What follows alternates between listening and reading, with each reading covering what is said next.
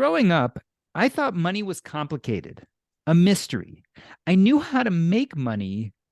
All I had to do was do what my parents did: learn a profession, work 9 to 5, Monday through Friday with occasional weekends, and live the good life. This all made sense until I actually started to accumulate wealth. As my bank accounts grew, I found myself befuddled. How do I invest, start a business, have my excess cash work for me? The answers to these questions seemed opaque, so much so that I hired a financial advisor and handed all the reins over to him.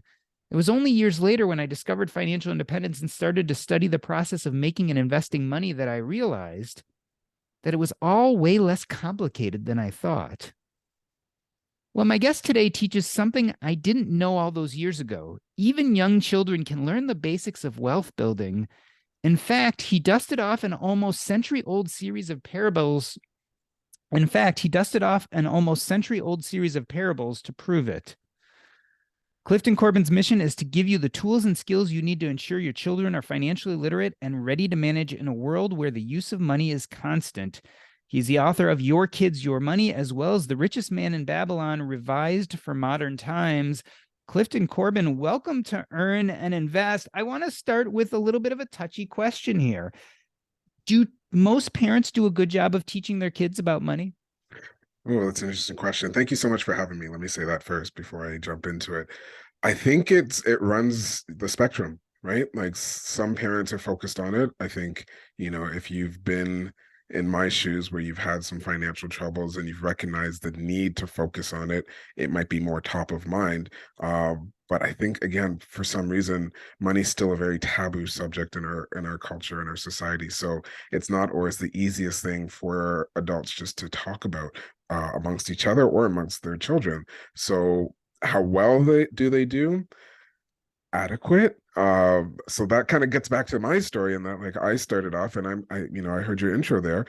I was similar. Like I was pretty keen youngster with when it came to money, and I knew how to earn money. But with regards to learning the rest of financial literacy, that's kind of where my education stopped. Earning, saving, and that was it. I didn't know about financial independence. I didn't know about wealth building. I didn't understand about insurance or taxation or any of these other pieces that fit that financial literacy puzzle. So I think parents, the last thing I'm going to do here is put parents down. Like we've got a hard job as is. But I think they're doing as good a job as they can. My job, my role, what I try to do is provide more support so they can do even better. I think in some ways you said our stories are similar. Coming from fairly successful parents, um, they modeled really good financial behavior. On the other hand, they didn't explicitly teach me about money either. Tell me about your upbringing. Did your parents teach you about how to deal with money? So like I said, I think it was similar in that my parents, both immigrants, came here with very little and worked hard, became fairly successful, middle class, whatever.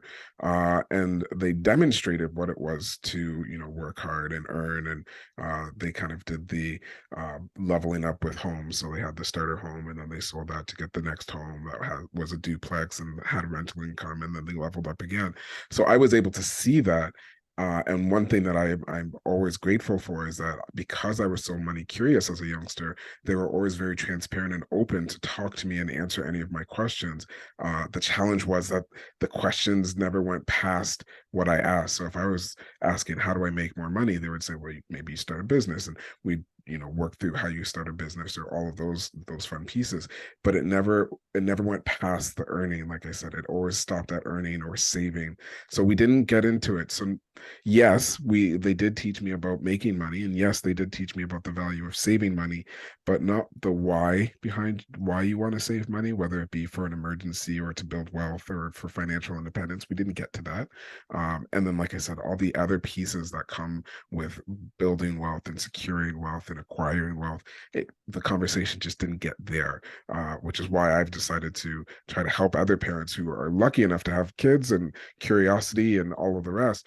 I want them to take advantage of that and say, hey, if your child is asking you about one of these things, make sure you do a yes and kind of response. So you're kind of always giving them a little bit more and pushing them a little bit more.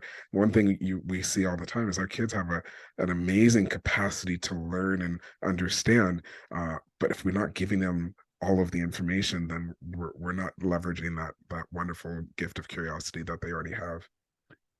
I want to get back to that amazing ability to understand that kids have. But before I do, a few moments ago, you said the magical phrase, you fell on hard financial times. Obviously, you had this curiosity about money as a kid, but it didn't protect you. What happened? Yeah, so my story is, like I said, I was pretty keen on earning. I was good there. I was okay with saving. I was good there. I went off to university, got those first credit cards. You had the mentality that credit cards are there for an emergency, which I kind of lived for a little while until I didn't. And then credit cards were there because it felt like free money. And I used them almost as free money. I was not diligent at paying my bills back to the point where I just wasn't paying my bills back. And then it kind of spiraled out of control from there. I was doing cash advances from one credit card to pay the minimum balance on another credit card. And I'm sure all your listeners could probably fathom what happened after that. When the credit cards got canceled and cut off on me, went to collections. So I made I made a total mess of my finances. Like I didn't have any candle on what I was doing with regards to debt. And I make sure that when I talk about debt, I let folks know, well, one, there's that side of it when you're just using it for commercial consumer stuff and it's not very valuable. But you could also, like at the same time, I was in university, college at the time, and I had student loans. I was using some debt, leveraging some debt to, further my education and make myself more employable and gain some usable skills. So I was doing both the good and the bad with my debt. But fast forward a little bit, it took me a while to get out of that. The debt collectors calling me. I had all of the stress and anxiety and depression that comes with having, a heavy debt load. Finishing school, I finished my first degree right around the time of the housing bubble.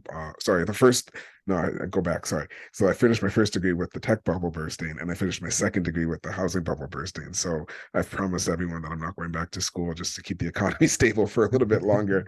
All that to say that it took me a while to get my finances back in order, but in doing so, it helped me spend the time that I needed to understand how the system works, to understand that yes, you can use debt, but you can leverage it to gain wealth. You can earning is great, but if you're not doing what you need to do to build wealth and secure your wealth, then you're not really moving forward. So I was able to learn all those basic principles. One of the books, and I'm sure we'll talk about it, one of the books I used at the time was The Richest Man in Babylon, to kind of give me a path forward. I talk often about how, I had a couple credit cards that were in collections, and I started paying one off. I paid the whole thing off, and it was a long and hard road to get it all paid off, but I paid it all off, and I didn't feel like I was moving ahead because I paid it all off. And I remember thinking, man, I still don't have enough money to go buy myself a slice of pizza right now. So I just worked for however many months,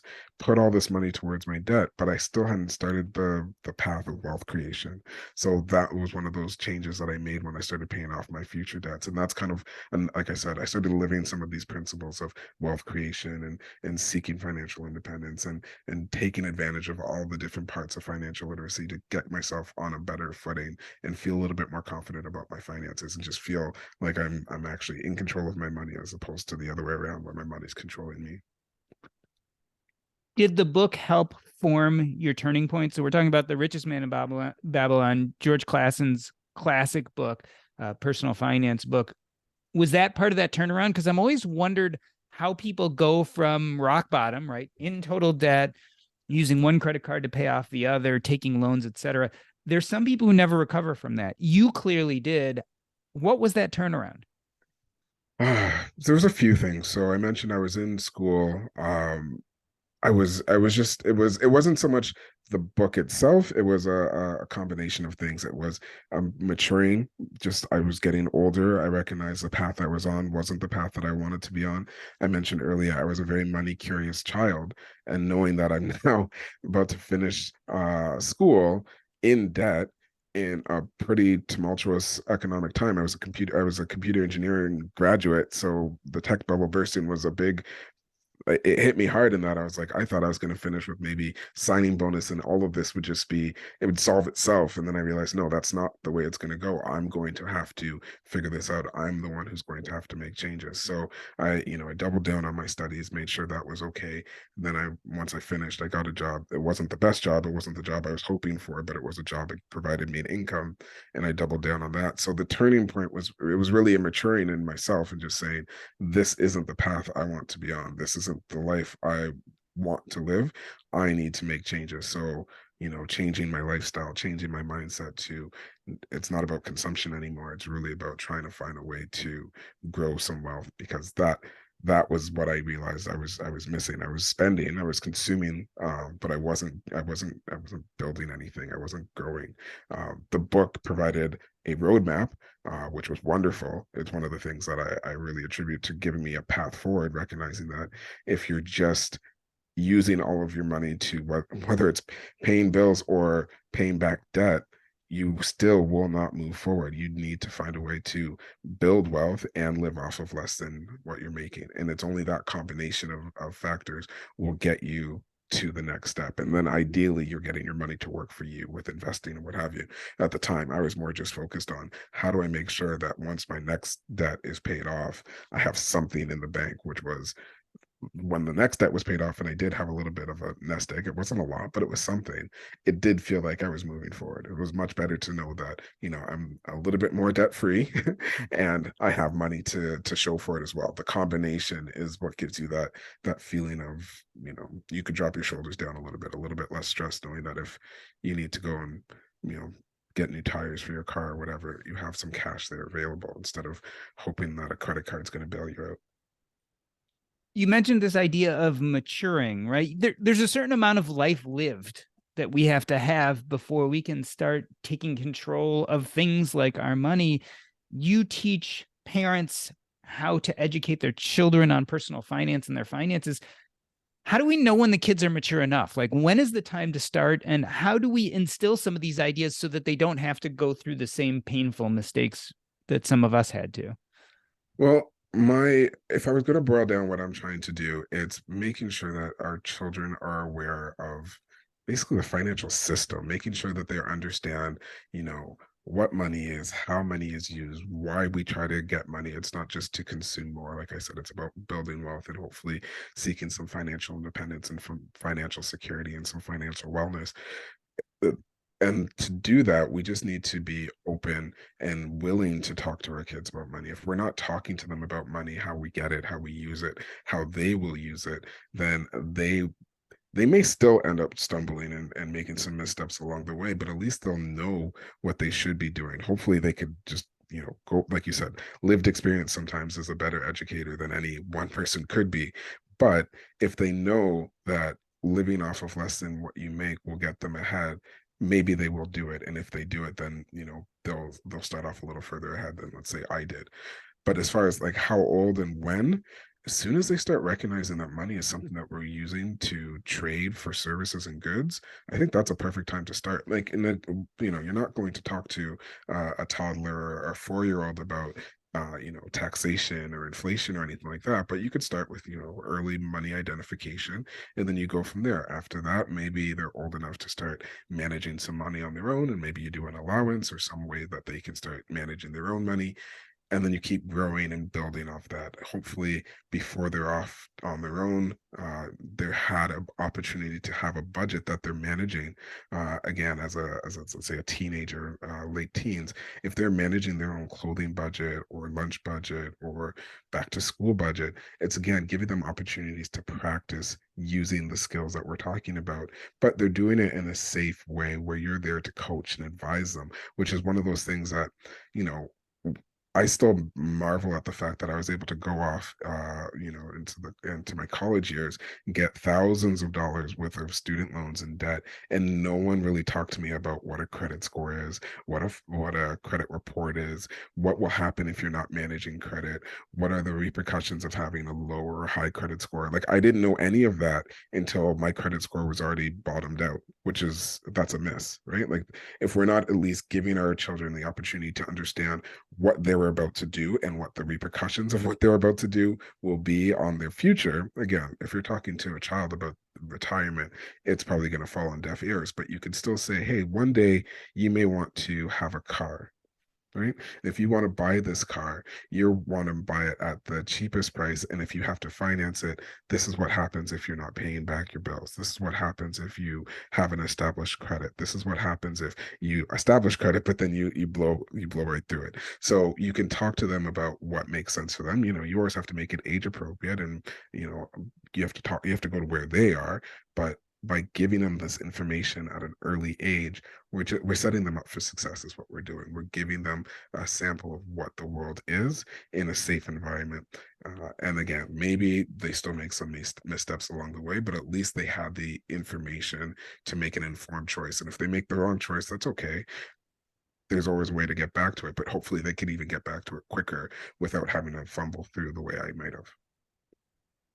I love this idea of meeting them where they are. I want to use that as a chance to transition to The Richest Man in Babylon. You revised this along with your son for modern times. When did you first read the book to your children? How old were they? Okay, so I tried reading this book to my son, I think it was last year, because I only recently revised it. So I tried reading it to him last year. We'd run out of books on his bookshelf to read. And I was like, this is one of my favorite books. I know it's not meant for children, but it's PG.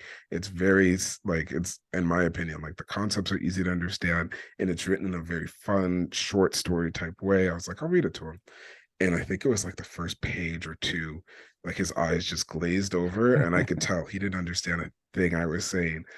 And I was like, I've read the book, I don't know, dozens of times at this point, and I'm like, this book was not written for a modern audience. It wasn't. One of the things that I've noticed is like every object, every character is pretty much a male character, and I was like, it'd be nice to have a little bit more diversity and representation, at least with the genders. So I realized that the book had fallen into the public domain, and I said to my son, I was like, are you interested in working on revising this with me? Because I realized right away, as soon as I realized that it had gone into the public domain, I was like, I need to do an updated version of this. And then I thought, like, how do I make sure that it is actually something that he will understand once I'm done? And it's like the best way would be to work on it with him. So I'd read a couple lines to him, and if he didn't understand what I was saying, I'd revise it, I'd work on it, and I'd read it back. And as soon as as soon as the light bulb went off on his face, I was like, okay, that stays. And we went, bit by bit through the book, and I think the final product is it's wonderful. How old was he when you went through this process? He would have been about 9 years old. And tell me, how did it affect him? So you're going through line by line. So this is really clicking with him, right? Because you're breaking it down, you're changing what needs to be changed so that it'll be revised so that he could understand it. Did you start seeing the light bulb go off in his head as you were going through this process? I feel like the answer should be yes, but I'd be lying. Like it was. So my son, he's similar to how I was. He's also very, money curious and motivated by getting more money. So the project was easy to work on with him. If I tried doing this with my daughter, she would just be like, I don't care. She's a couple of years younger, but she just has different interests than him. So he was a perfect test subject for it. Some of the concepts he got, and if we chat about it now, he still gets it.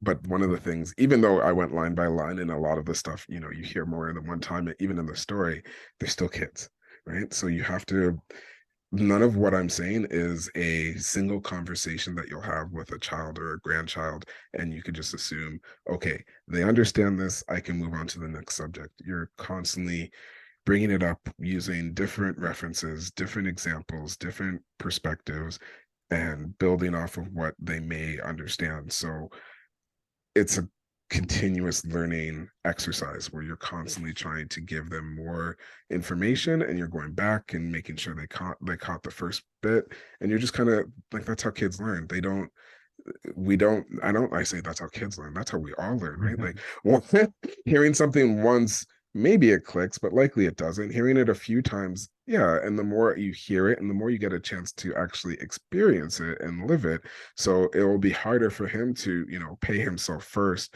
in that he only has so much money in his allowance. But some of these other some of these other stories and some of these other habits, he has learned, he is getting, and he does understand. There's been times where I'm like, okay, he gets that. I remember there was a couple months ago, we brought home some strawberries, and I think we were talking about the price of strawberries, and it was high. Obviously, inflation's still pretty high right now. And I remember talking to him about, well, why do you think these strawberries are so high? And he walked through the supply demand curve like he had just Wow. graduated Econ 101. And man, I wish I had it on video, because it made me so proud just knowing that he gets it. He's got that one is down, that one is embedded, he gets that. And other things are, work in progress, but he's getting it. And the reason he gets it, the reason he understands it, is because it's something we talk about. It's something that is normalized within our household. It's not a subject that's outside of the realm of something we talk about on a regular basis. And I think that's the key, is that I don't feel like I'm forcing the subject on any of my children. It's just when an opportunity arises, like, my wife coming home with strawberries and saying, wow, these were a lot more than I was expecting them to be. And then me talking to my son saying, well, why do you think they were so expensive? And then that could, spawn other conversations of, well, do we need strawberries? Could we replace that with blueberries or something? We could have a needs versus wants conversations or a substitution conversation. So it can go anywhere and everywhere, but the beauty is that everything is on the table. There's nothing that we are not willing to, discuss and have a conversation about. And like I said, my son, I use my son a lot more in these examples just because he is so money curious, but my daughter's right there and we're talking with her as well. And she's, like I said, she's not as motivated by money, which is great. I think having that dichotomy in the household really is a wonderful thing, just to say, it's not all about just getting more money. They're both very kind-hearted and they're always looking for ways to give back and help and be charitable. But it's nice just having both of them there so that the conversation is very, very fluid, because she'll throw in something that would be totally different than what he's thinking about, just because their perspectives are different. So George Clason wrote this book almost 100 years ago, right? In Yep, 1926. that's And right. the parables, the stories in this classic are about Babylon. So we're talking about thousands and thousands of years ago. How relevant are these stories today? I'm thinking about your conversation about credit cards and college debt and all these things that clearly didn't exist then. Are they still relevant? 100%. 100%. So the stories that were written were, one, they were just so, I don't know, Clayson was a genius in my mind. They were written in a way that just brings everything down to a simple lesson. Like, I already used the term pay yourself first, and I believe it was Clayson who coined that phrase. The idea of making sure that the first person who receives any of your money, regardless of what bills you have, whether it's a credit card bill or whether you're hoping to buy some cryptocurrency or whatever it is, make sure that whatever money you acquire, part of it is yours before you pay any bills, before you do anything. That is an essential skill if you want to build wealth, if you want to make sure that you're not living beyond your means, if you want, like, it's a simple concept, it's an old concept, but it's very much a relevant concept. And the book is full with other pieces like that, with regards to making sure that, you're paying off your debt, and how you can pay off your debt, and what you can do to make sure your debts are repaid. um there's there's so many in there that I'm like, I want to say all of them right now. I'm just so excited about the book. um but there's just lots of little pieces in there. I think the funny thing is, the one thing that I felt like he kind of stumbled on was the insurance piece. Like, he wanted to talk more about insurance, and again, if you're talking about Babylon, like, there's no insurance in Babylon. So he had one chapter there about insurance, and it was one of the chapters I always thought was my least favorite. So I just totally rewrote that one. But yeah, the concepts they still play. They're still very much relevant. I mean, and this also begs this question of, we tend to, and I talked about this in my introduction, we tend to make money management really complicated. And yet I'm looking at these parables from thousands and thousands of years ago, written by this guy 100 years ago. And it makes me think about both the simplicity and the timelessness of financial advice. I mean, is it that straightforward that 5,000 years later, or at least 100 years later, we can give the same advice that they were giving back then? Yeah, and first, I just want to clarify. I'm pretty sure Clayton's book is it's fictional, so they're not true necessarily stories from thousands of years ago, but they were placed then. And if they were to have occurred then, I think it would still work. But yeah, I agree with you. I think we've overcomplicated what we need to do, and I mentioned, let's say, crypto or what have you. I say it often, especially when I'm talking to parents who, they're already overwhelmed with the amount of things that need to happen, whether it be, getting food on the table, getting to work, getting kids to extracurricular. There's so many things. And now you're saying, hey, how about you learn this new financial device? It's not necessary. It's all extra. Yes, you can learn more, you can do more, you can use this, investment instrument versus that one. You can do as much, you can make it as complicated as you want, or you can simplify it by making sure you're making less than you make, making sure you take what you're not using and you're saving that for a rainy day. And then once you've got your rainy day fund secured, you're making sure that your money is working to make more money. And that's what Clayson said in The Richest Man in Babylon. That still applies to today. How you do it, whether you're using, three envelopes or automatic transfers, or you need a budget app or the Mint app or this app or that app or this bank account or credit unions or online bank accounts. Again, we can go up and down, and those are just different tactics. Those are just different tactics to do the simple things that I just mentioned. You need to make sure you're earning something. You need to make sure you're living off of less than you earn. And then ideally, you making sure that the money that you're not using is making more money. And that it doesn't get much more simpler than that. But again, those tactics, all those different things that I mentioned, they're just that. They're just different ways to do the simple. We are talking to Clifton Corbin. He's the author of Your Kids, Your Money, as well as The Richest Man in Babylon, revised for modern times. We're going to take a short break. I'm Doc G, and this is the Earn and Invest podcast. All right, I'm going to read us back in a moment. Any questions, problems, concerns before we get going? The title is Your Kids, Their Money. Oh, In your really? intro and in your break, you said Your Oh, Kids, I'm Your so Money. sorry about that. No Why do I worries. have it written as Your Kids, Your Money? Your Kids, Their Money. You've only said it twice, as far as I know, the intro and a moment ago. So I apologize. that's okay. Like you said, that's the power of editing. All right. We are going to go back live on 3, 2, 1.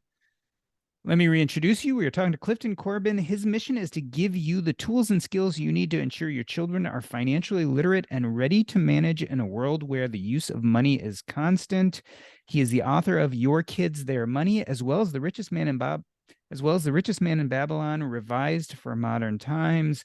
Clifton, you mentioned a little bit ago this idea that one of the chapters you didn't connect with as much personally was the insurance chapter. Tell me, is there anything that Clayson got wrong? Anything that you feel doesn't really fit in today's society as you read through the stories? Great question. I would have to say the only one that was kind of irksome is the one about your home, in that I believe, like in the Richest Man in Babylon, he says make sure your home is a profitable investment, which I don't disagree with. I just know that there's a lot more to that. It's one of those. I think that was one of those few chapters where I was like, it's almost too simple to say make your home your an investment, because it might not make sense. We could throw thousands of dollars into a home and it might not make sense because you can't necessarily, especially if you don't pull that equity out, like there's no real investment there.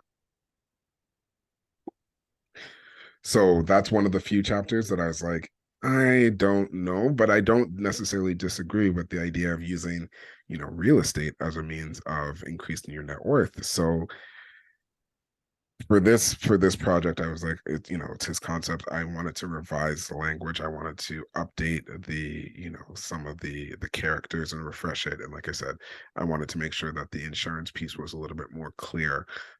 But that one piece about making sure your home is an investment, that's one that I know, especially some folks in the finance community might argue with a little bit. What were some of the other departures you felt like you had to make to bring this a little bit more up to date? I'm thinking of one of the chapters at the end where there's a series of emails that go back and forth. Mm-hmm. Right. So that was so yeah, so that was one of them. Again, just trying to make it more modern. So in the original book, it's a bunch of letters that are going back and forth. And I was like, no one sends letters anymore. So I changed it to emails to make it a little bit more modern, a little bit more contemporary. The language, it was a lot of the language. I think the original book was written to be, I don't know, a little bit more literary fiction, to have a lot more, verbal flourishes that in reading now, some people love it, and for me, I neither loved it or hated it. It was just one of those things that it took a while to get into before you stop noticing it, where they would say, thoueth and doeth and all of these extra syllables that really add no value to the actual text. In fact, some people think it takes away from the text. Like I said, when I'm reading it, the original version, that is, it takes a while for me just to get into that flow. And once I'm into it, I'm there. But I know a lot of folks, they have a hard time with that. So I just stripped all of that out. And I think I mentioned this as well. Just the characters. I wanted to make sure that the cast of characters in the book had a little bit more diversity. I wanted to make sure there was, a diversity, and especially in gender, in that the original book was written in 1926. It was definitely a more patriarchal time than we're in now. I wanted to make sure that kind of got a re-looking at. So make sure some of the characters were both, and just to go back a step, one of the reasons I love the book so much, it's not a book about, in my opinion, it's not necessarily a book about creating wealth, or it's not only a book about creating wealth. It's very much a book about sharing knowledge with people who need knowledge, which is something I resonate with, obviously. And I wanted to make sure that as I was going through, that the characters, both the teachers and the students, were on both sides, whether it be, on wherever it is in the book. I wanted to make sure that that was also a diverse casting of characters as well. So those are the things I think that really, brought it up to a little bit more contemporary. How do you think the ideas relate across cultures? I mean, we're a very kind of an American centric culture. This speaks to us. Do you think it speaks to other cultures as well? I think it would play well in almost any Western culture, any capitalist culture. It would be fine. I think, I don't know. I can only really speak to a Western culture, and that's the culture that I know best.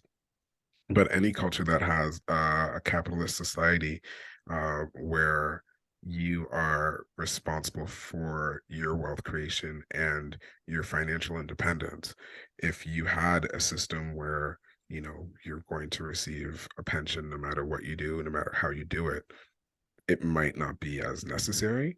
But in the societies that I'm in, and that we're in, I should say, we're on the hook for making sure that when we're no longer able to go out and work and earn an income that way, that we are financially secure, whether that be through, you know, pensions are kind of dead, but whether that be through, a direct, like a 401k or something like that.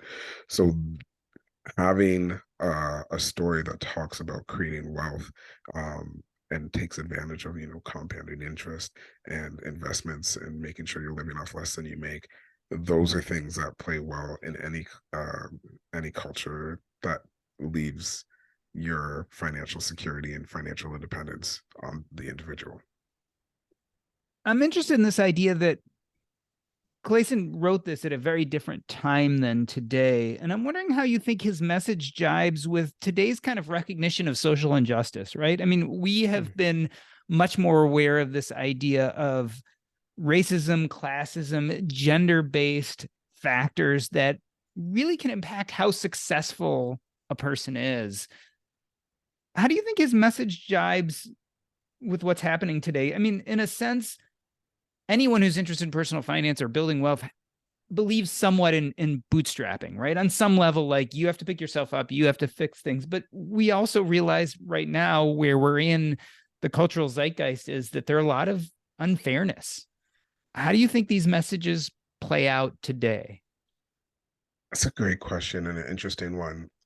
I think this is a tough one.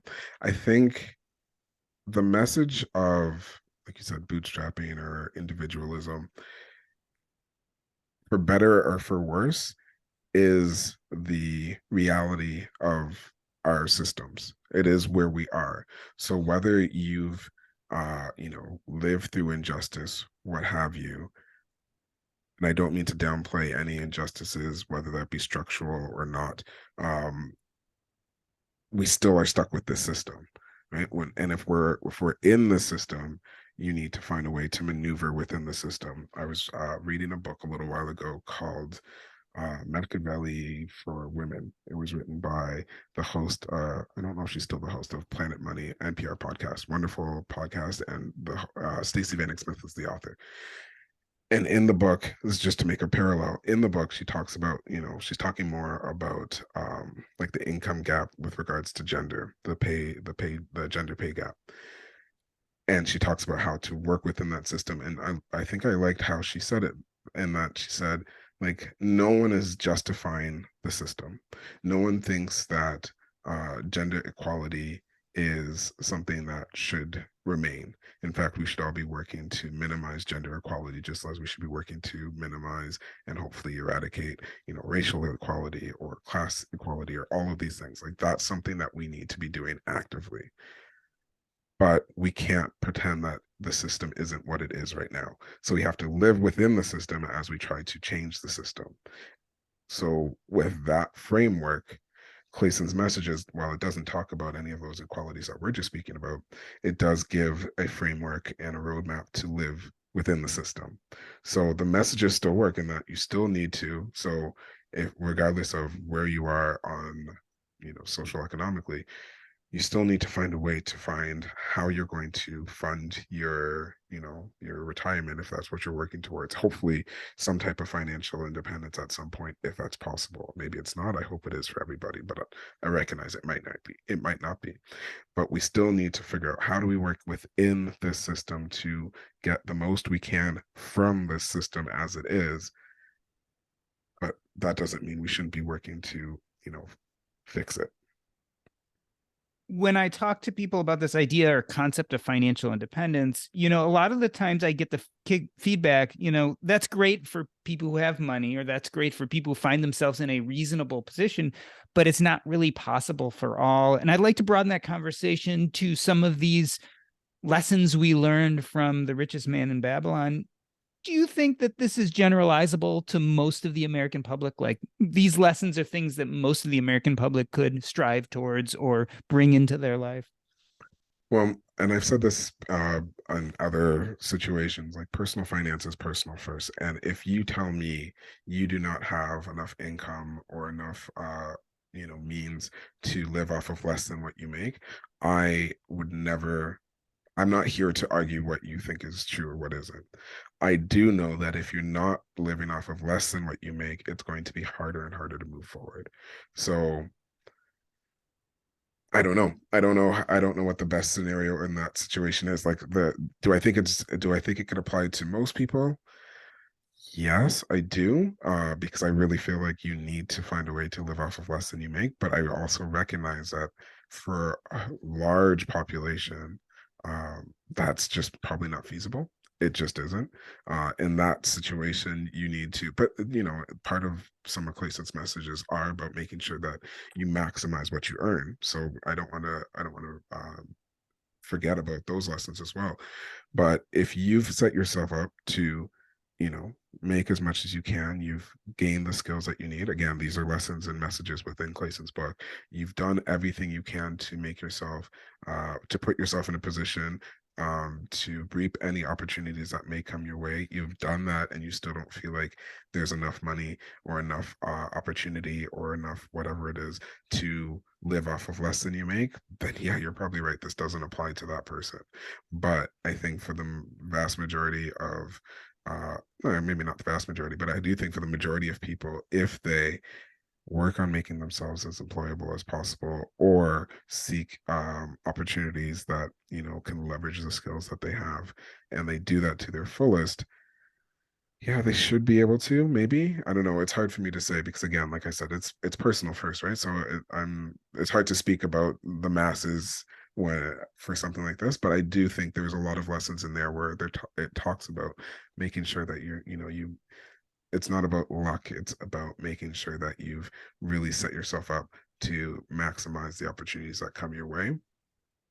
I can speak from my lived experience. Probably that's probably the only experience I should be speaking to.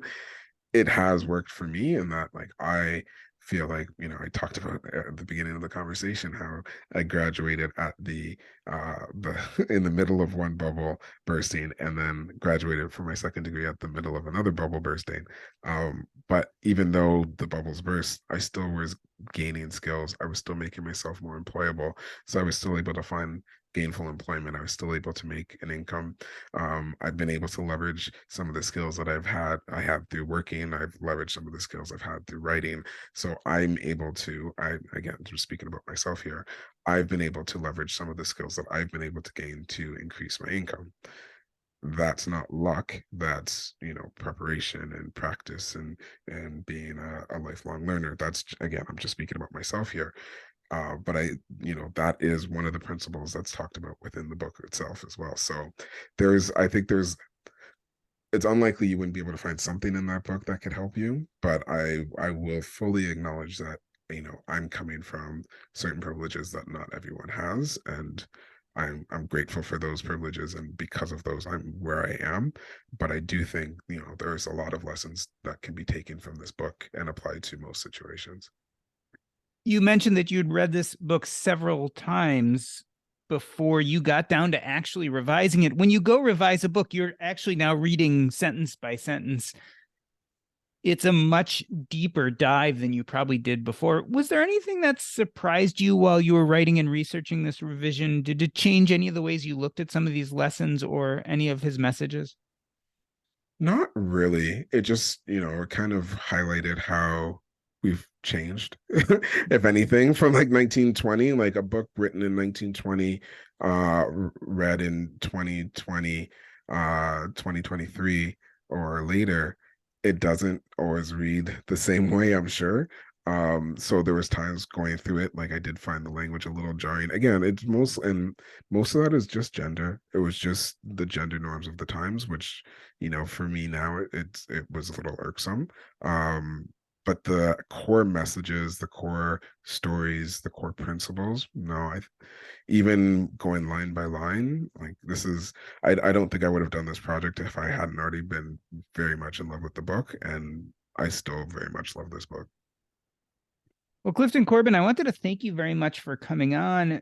What I really gather from this conversation is the timelessness of these basic financial principles. And I think it's really easy for us as parents when we're trying to teach our children to get mired in the details. And certainly it's easy for us as we mature and grow up to think it's all too difficult or it's going to take too much time or it's someone else's responsibility.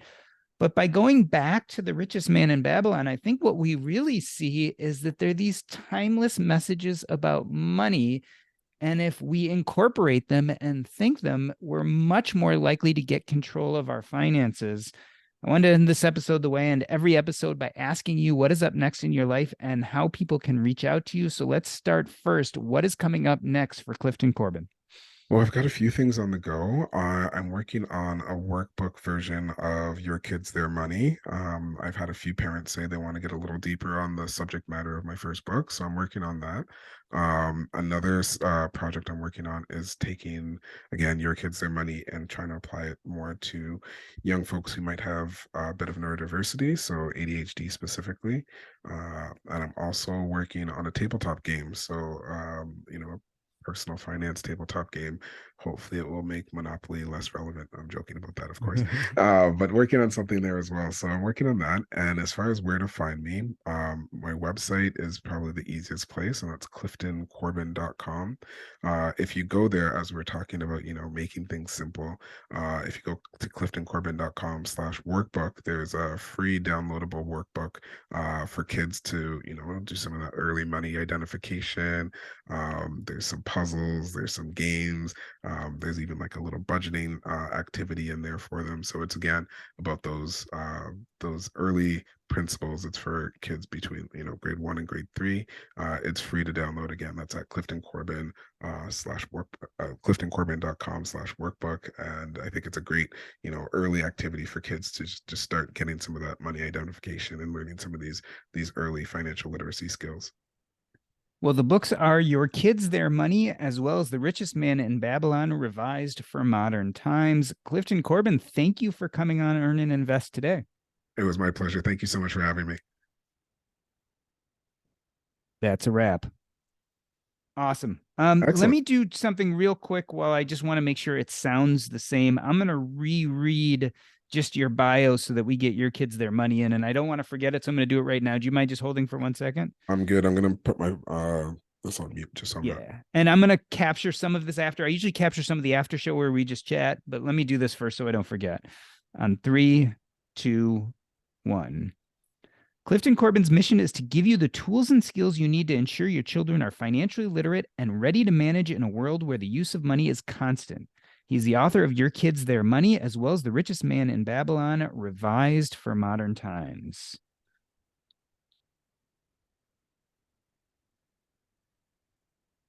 Clifton Corbin's mission is to give you the tools and skills you need to ensure that your children are financially literate. He is the author of Your Kids, Their Money, as well as The Richest Man in Babylon, revised for modern times.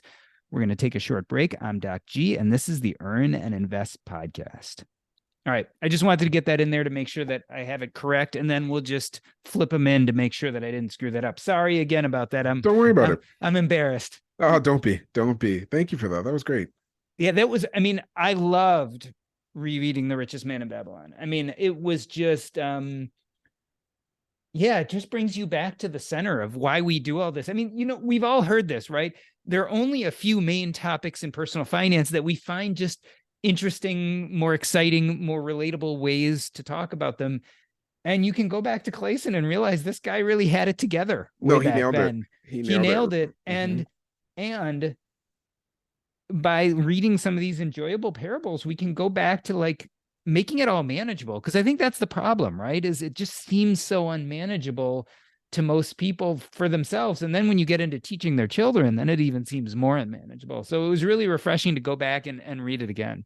Yeah, I think like you said, we've overcomplicated it. And then on top of that, we have this feeling like, well, it's not so much we have this feeling, we have this culture that's told us, money's private. We don't talk about money. Keep that to yourself. All of these things that keep money out of the discussion, keep finances out of the discussion. And then, well, then you're left trying to figure it out on your own. And then you go on to, a website or what have you, and it's got all this complex jargon and all of these complicated methods of managing your money. And it's like, well, then you just tune out because, again, we have no time. So, yeah, I agree with you. Just go back to the basics. Yeah. And how long did it take you to revise this? Not that long, to be honest. The challenge was just finding time where my son and I could just hang out together. I got lucky. There was a few days in there where he was sick, so we just sat outside, and I would do it with him. So it was kind of a blessing there. I don't know, probably about 2 to 3 months for me to go through it with him, and then another little bit of time for me just to go through it on my own, and then I flip it to my editor. I think having my editor took the longest piece of time, just because there's a lot of quotes within quotes within quotes, and it just gets really complicated really quickly. So he took, but that's part of the reason why I wanted my editor to take a look at it, because I knew I would mess that up. So I was like, I'll work on the words. You make sure the formatting and grammar is all right. How cool was it for him to see his name as editor of a book? So happy that when I told him that his name was going to be on it, he was through the moon, and he's 10, so he's got to play it cool. But as soon as the proofs came, and I was like, I was, I had to look at the proof, but it's got proof written on it, and I was like, he's like, can I bring that to school? I was like, you don't want to wait for the final? He's like, no, I want to bring that one to school now. I was like, all right, bud, you can, it's yours. So yeah, no, he's pretty excited about it. But now it's not a bad thing at all. But my daughter's like, when are we working on our book? And I was like, okay, well, so at some point she and I are gonna have to collaborate. You've roped yourself in now. So oh yeah, but I'm okay with that. She's such a creative little mind, so I'm excited to see what could come out of her head. Yeah, and it's a continuous. So from my standpoint, this question of how we educate our children is just about money is such a rich topic. I mean, I feel like people are always ready to talk about that and always lots of questions. It's a great conversation. So I I mean, think so. Oh, I think to that, it'll endure. yeah, I think so. To that point, that's why I've started working on this game, because I realize, a book is great, but if we really want to engage kids, and I love recommending kids books as well. I've got a bunch of recommendations on my website, and I do it all the time. But I think if I can get a game that parents can play with their kids, Monopoly is great. I recommend that one all the time. But I think there's a lot of stuff that's missing in Monopoly that I would really like to get Do you get know there. much about game making? So it's my first at bat at game making. I've already got the prototype done. I was actually just right before this, I was talking to a friend of mine who's done, I think he's done 3 games. He's kind of my mentor on this whole thing, and I was like, I'm ready for a play test with him now. So no, to answer your question, no, I do not. All right. But I'm always, like I said, I'm always trying to learn more things. So If you have any interest, so my creative partner is Joe Salsihai. He's the creator and host of the Stag Benjamin Show. oh And so it's a huge show. yeah, it's massive. And so he's knows everything, lots about money, so to speak, right? But he's also a crazy gamer. Oh, is he Like he really? loves games. He's helped develop games. He's a student of games. If you want either someone to give you some input or someone to be a tester on I the, 100% do. he would be a great guy. Besides the fact, if he likes it, he'll help you. He can have you on the podcast That'd be as amazing. part of the promotion. And he's, like I said, he gets, I guess each episode gets probably 30,000 downloads in the first week or Oh two. yeah, stacking that's Yeah, so premier. Yeah, it's a that's big pretty time. decent sized. Hmm. So I'll be more than happy if you'd like to be introduced to him. He's a great, Yes, please. he's just a wonder. He loves board games, loves them, and I know he's worked with other people on their board games before, and I think he's Okay, creating one of his own. So again, there's probably some meeting of the minds there. that'd be amazing. I'd Um, really appreciate that intro. Yes, thank you so much. and otherwise, you might convince him to have you on to talk about your kids, their money, or something like that too. That'd be But great too. Yeah, no, yeah. thank you. I appreciate that. Are you looking for anyone right now? Any specific fields that you're looking to have more hosts or more guests on? So for me, I have a few different rules, right? So one of the rules is I'm just looking for something different. Like I don't want your typical, like I bought 10 properties and made it to financial independence this way, or I started trading in the stock market and did it this way. I'm just looking for interesting stories, people who have really a unique way of looking at things.